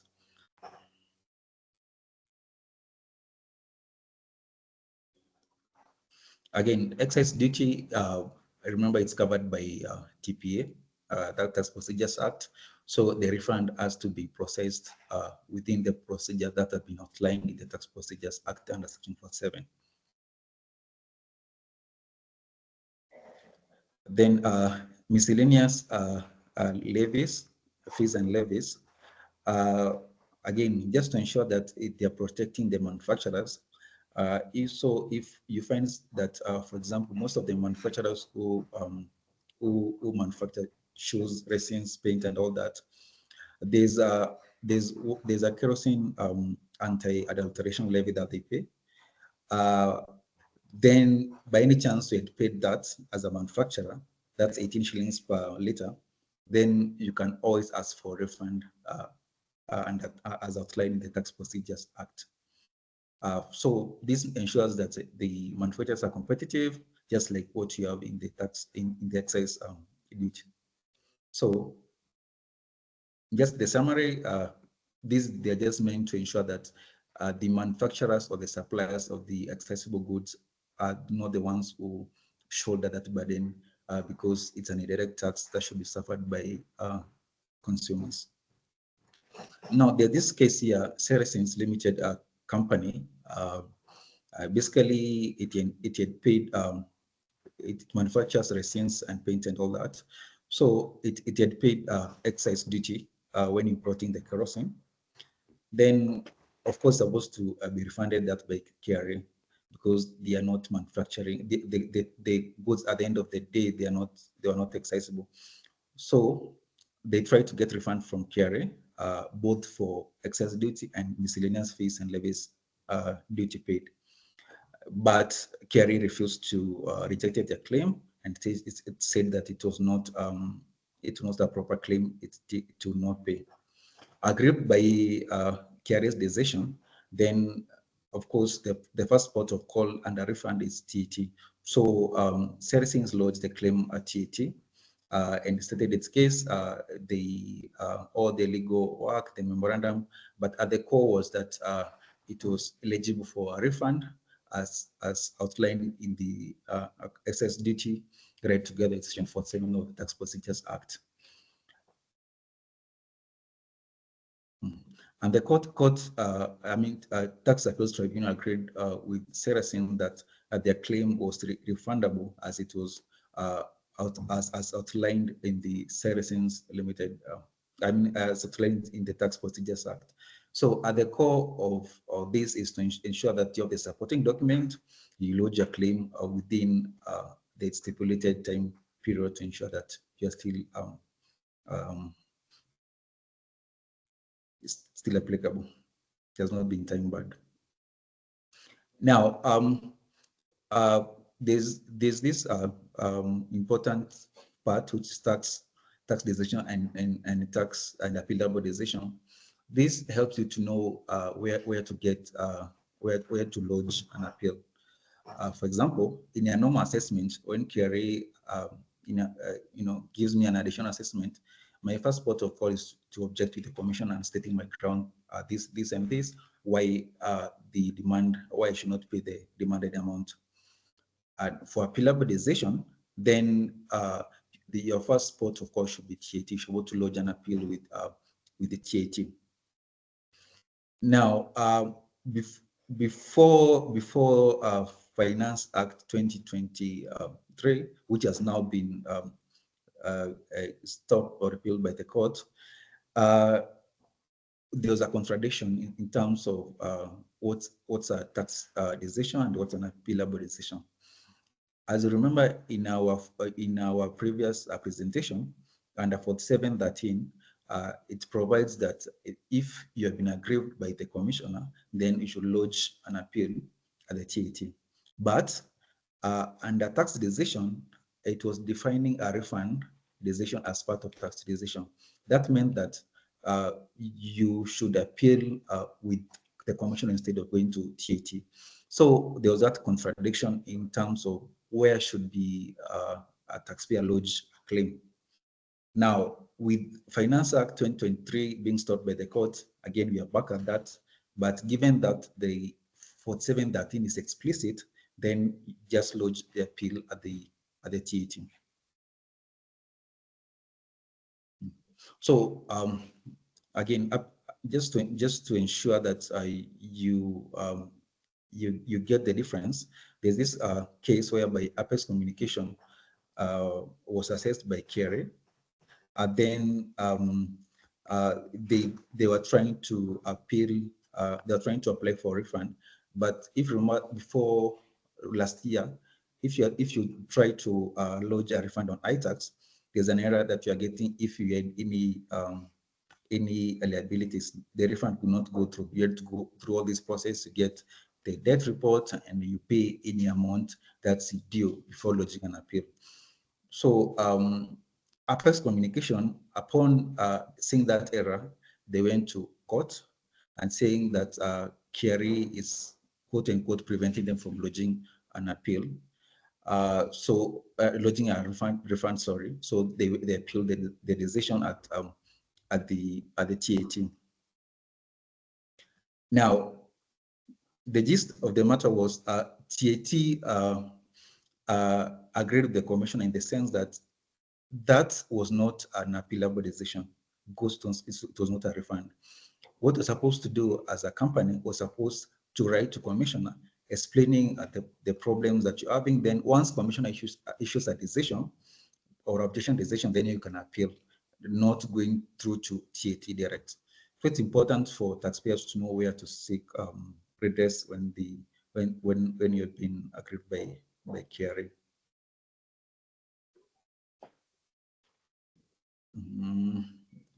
Yeah, let me give up to Sharon to talk about this. Okay, so having taken you through all the available refunds that a company or a taxpayer can able to apply for, governed by the legal provisions. Once now a refund has been lodged by the taxpayer, and the same is now being processed by KRA. It starts from, again, the application. You have to duly lodge it on iTax, and then now the refund goes to audit, and then it goes to now the internal processing until the point of approval. So you might find in the point of approval, either a refund might be approved partially in terms of now KRA deeming this is what is agreeable and is refundable, all the refund can be approved in full. In the case where now a refund has already been approved, as per the governing laws of Section 47, the commissioner is supposed to pay the amount approved to the taxpayer within a period of 2 years. The Finance Act 2023 came and amended and stipulated that where the commissioner has not paid the company within a period of 6 months, the company can be able to utilize the amount approved to offset any outstanding and any future liabilities. Before the relevant Finance Act 2023 was implemented, the amounts that have been approved were previously to offset future liabilities, but under the Finance Act 2023, it brought in the aspect of offsetting both outstanding liabilities and future liabilities. So in the case where now a refund has been approved and an approval order, once the refund has been approved on iTax, an approval order will automatically be issued by the generated through the registered email, taxpayers registered email. And then in terms of now, if it has not been paid within a period of 6 months, the taxpayer can be able to utilize the overpaid amounts, the approved overpaid amounts, to offset against its outstanding liability. So in that sense, currently how the iTax system has been formatted, you automatically get a refund adjustment voucher at the lapse of the 6 months period once the refund has been approved. So when you get the refund adjustment voucher, you can be able to utilize the voucher in offsetting any liabilities that are currently pending on your iTax portal. So be it the refund in as much as maybe the refund applied was under for VAT or for income tax. Once you get the adjustment voucher, you can be able to apply the voucher under any tax head. It's not only limited to the tax head under which the refund belongs to, but now it can be able to offset any liabilities that the taxpayer has. So in terms of the overpayment is governed by Section 45, Section 47(5) of the TPA, which stipulates that the commissioner may use the payments to offset any outstanding taxes under the specific tax or any other taxes, or in the case where now there's a remainder, the same will be refunded to the taxpayer. So you might find in terms of now how the audit process comes in, when KRA audit departments undertakes their review, they might find maybe you as a taxpayer has some undeclared income, maybe in terms of withholding tax, you didn't declare some withholding tax. So their recommendation in terms of the audit findings, they might recommend for some amounts that are currently pending from the review to be offset. In the case where now a recommendation has been given to KRA to offset this liability upon approval of your refund claim, the same will be offset, and then now the remaining amount will now be reimbursed now to the taxpayer. This is now in form of either a cash payment. In this applies where now the National Treasury has the funds, and the funds have been allocated to KRA to process the payments, or in the case where there are no available funds, like currently how we have 16 billion unpaid refunds. Now, in that instance, a refund adjustment voucher will be issued to the taxpayer now to utilize the same against your outstanding liabilities. So in the process of now utilizing the same, if, for example, one wants to, before now the Finance Act 2023 came into force, where now you wanted to utilize your overpaid approved amounts, you lodge a refund, you lodge an application requesting the commissioner to offset your upcoming liabilities against the approved amounts. In this request, the request had to be made like 30 days before they become due and payable. In the case where the commissioner has already approved, the amounts can be utilized for future taxes. As governed by section 47(7) of the TPA, no penalties and interest will accrue on any unpaid tax. So you might find even right now for companies that currently have debit, the refund adjustment voucher, in the sense of if a refund adjustment voucher has not been issued and the taxes have become due and payable, and the taxpayer had already requested the same for offset to the KRA, once the taxes have become due and payable, any penalties and interest that will accrue on the unpaid liabilities will be reversed by KRA because it is governed under section 47(7) of the TPA. No penalties and interest shall accrue on the amounts applied to offsetting the liabilities. So I think it is a good measure, but now in terms of waiting now to see how the Finance Act, how now it has been ruled as unconstitutional, and if the National Treasury will appeal the same at the Supreme Court, to be able to know how the implication will go in the future bit in terms of the refund processing. So in terms of the trends that are currently happening, we saw in the proposals that had been made under the Finance Bill 2024, the government is currently trying, in terms of now the VAT refunds side of it, the government has been trying to reduce the number of zero-rated items as part of its conditioned agreement it has with IMF, which is at reducing the budget deficit by increasing the tax collection. So you might find out in these instances, there are some items that are currently zero-rated, that the company, that the government, KRA was trying to remove them from the zero-rated status to standard rated.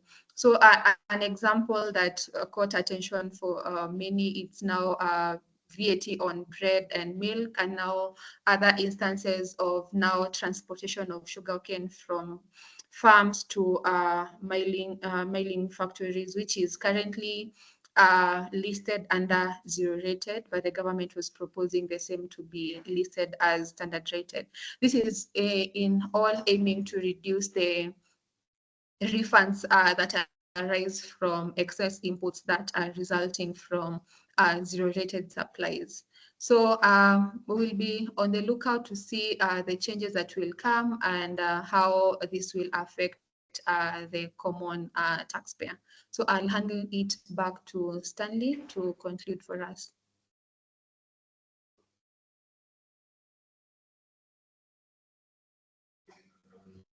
As you conclude, you can be sending in questions that you might have. Then the other trend that you have seen is on e-teams, which again, Finance Act 2020 being stopped, there's some sort of lacuna. But essentially, e-teams was really meant to help refunds in the sense KRA already have the data. Remember, one of the things that e-teams is doing currently, still applicable, then it sends data to KRA directly on real-time basis. That means KRA already have this data. So one of the ways of KRA was trying to use to be able to quickly process refunds and all that. But now, given the recent Court of Appeals ruling, let's wait and see what happens. Probably the other thing in the trend that we see, even the president has really talked about, is on tax expenditures. He is keen to ensure that most of these exemptions and zero rating are really reduced. He is trying to ensure that government that pays as little as possible in terms of refunds, and also exemptions in terms of it does not exempt most of things, especially for VAT and excise. So that being it, the most important thing you should be able to take away from this is ensure that you have the right documentation to support your claims, ensure you launch your claim within the required timelines, and where possible, ensure you engage a professional to ensure that you get your claim within the required timelines. Diana? If I can just answer the question that Hussein has asked, where a company is being wounded up and no future tax liability is expected, will the tax credit be repaid by bank transfer? So in the case where you don't expect or you don't foresee any future liabilities, the same will be paid as a cash reimbursement. So many companies, you might find what happens in terms of the cash reimbursement is it takes time, and also it depends on the availability of the funds by the National Treasury. So in the case where many companies now, instead of waiting for like 6 months, 1 year for you to be able to do a cash reimbursement, people prefer to use the refund adjustment vouchers because it's an easy process and can be able to utilize the adjustment voucher under any outstanding liabilities. But in the case where you don't have any outstanding liabilities, you can opt for a cash reimbursement through now the bank transfer. So it's also important while you are lodging your refund application, you should use the correct bank account, because at the end of the period, when the refund has already been approved, the same goes to now the finance department, now pending disbursement of the approved amounts. When the amounts have been issued from the National Treasury to KRA, the same will be automatically now transferred now as a cash transfer now to the bank that was initially listed when you are lodging your refund application without any communication to you. So you must ensure that the account that you have on your application is the correct account, because no further communication will be required or requested from you by KRA to provide the account at which the funds will be deposited to. So in case where you don't have any future liabilities, a cash reimbursement will be done to the registered bank account, I mean.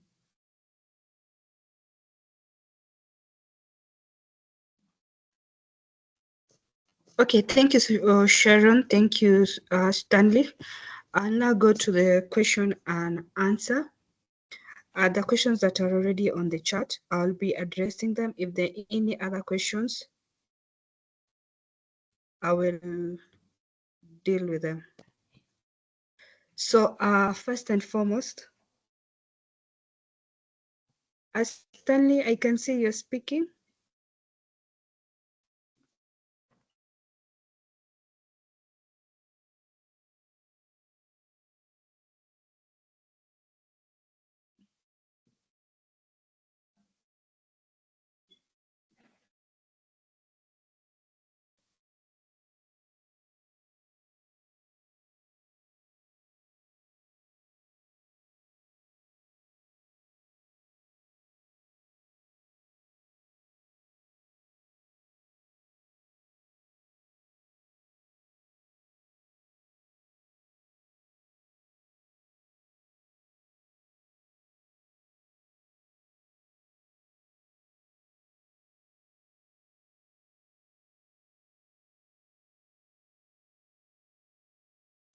Stanley, you are on mute.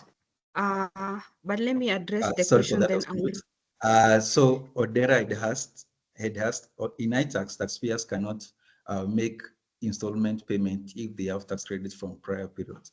Consequently, the KRA recommends taxpayers take advantage of this credit. Does this situation pose a risk to taxpayers in light of the provisions outlined in Section 42 of the TPA? Now, as long as you have treatment of installment credits is different, as this has been explicit in terms of Section 47(8) of the Tax Procedures Act. It provides that for installment tax credits, they will not be refunded. Instead, they'll be utilized in the next period. So as long as there's a law that is very clear and explicit in terms of treatment of this installment tax, then there's no risk. And as long as you apply within the required timelines, which is we utilize them within the required timelines of 5 years. So there's no risk as long as it's very explicit in the tax law.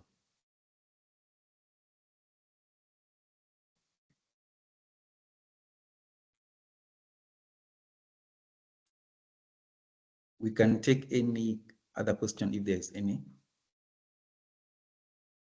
So if you have any questions, you can post them on the chat, or you can raise your hand, you'll be unmuted. So there's a question here: when lodging for a refund, zero-rated supplies have to. Yes, I'm saying when lodging for a refund, zero-rated supply sales have to match with input VAT on a month-wise, or is it yearly?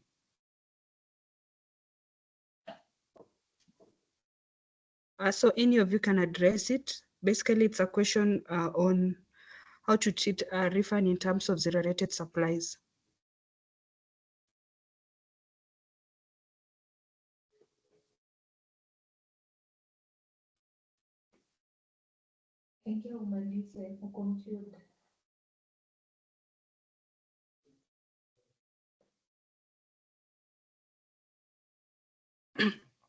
Stanley, can you hear me?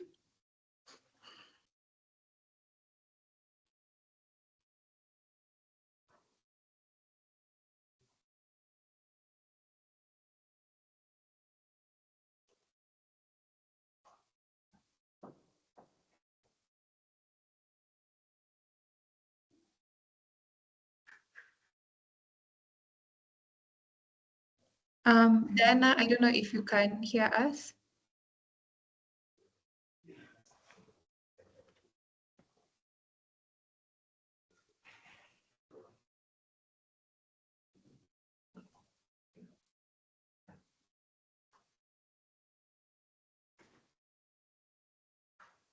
Okay, I don't know if she's still in the meeting. I think her internet has dropped.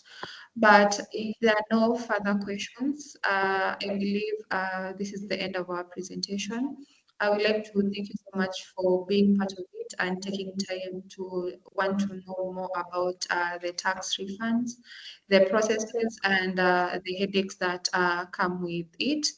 So we are looking forward to having you in our future webinars, and in the case where you might need the presentation for your own consumption later on, you can send us an email through Taxes Consulting where you got the link, and we will share the slides with you for further review and future reference if need be for your own consumption. So Stanley, you can give us your closing remarks.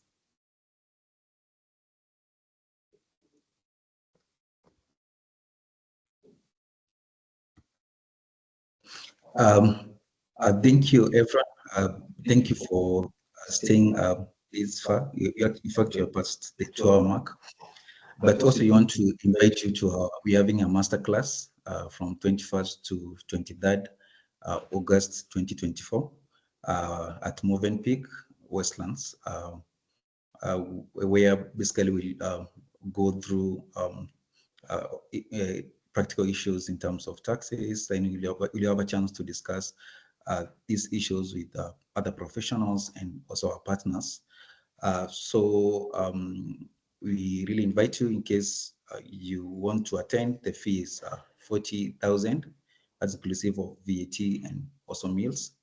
You can email Diana as the email provided there at your screen, and we're looking forward to see you there then. I think that being it, thank you so much for your time. See you in our next webinar. Thank you so much and have a nice day ahead. You may leave at your day.